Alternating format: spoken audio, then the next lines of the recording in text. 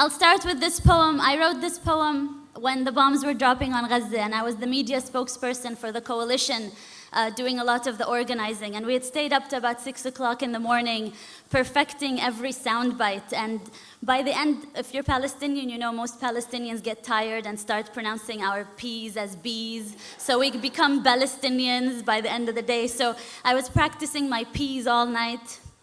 And the next morning, one of the journalists asked me, "Don't you think it would all be fine if you just stopped teaching your children to hate?" I did not insult the person. I was very polite. But I wrote this poem as a response to these types of questions we Palestinians always get. Today, my body was a TV'd massacre. Today, my body was a TV'd massacre that had to fit into sound bites and word limits. Today, my body was a TV'd massacre that had to fit into sound bites and word limits, filled enough with statistics to counter measured response. And I perfected my English and I learned my UN resolutions. But still, he asked me, "Ms. Ziadah, don't you think everything would be resolved if you would just stop teaching so much hatred to your children?" Pause. I look inside of me for strength to be patient, but patience is not at the tip of my tongue as the bombs drop over Gaza. Patience has just escaped me. Pause. Smile. We teach life, sir. Rafeef, remember to smile. Pause. We teach life, sir. We Palestinians teach life after they have occupied the last sky. We teach life after they have built their settlements and apartheid walls. After the last skies, we teach life, sir.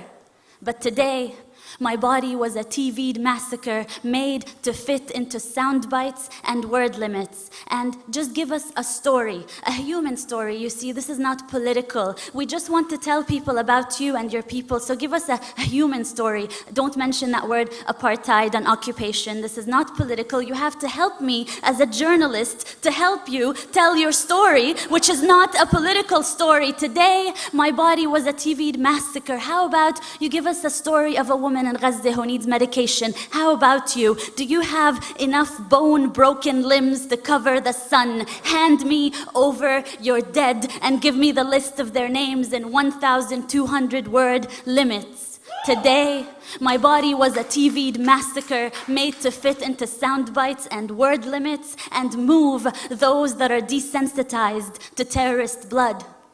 But they felt sorry.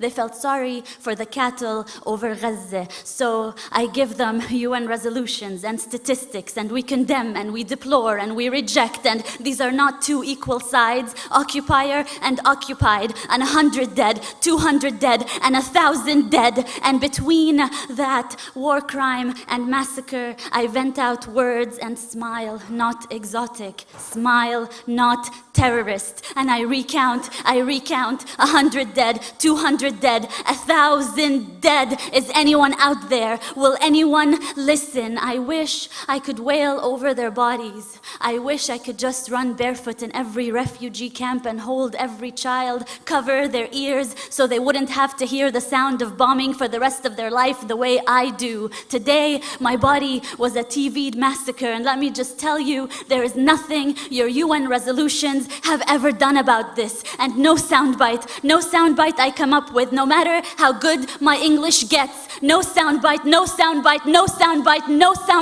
will bring them back to life. No soundbite will fix this. We teach life, sir. We teach life, sir. We Palestinians wake up every morning to teach the rest of the world life, sir.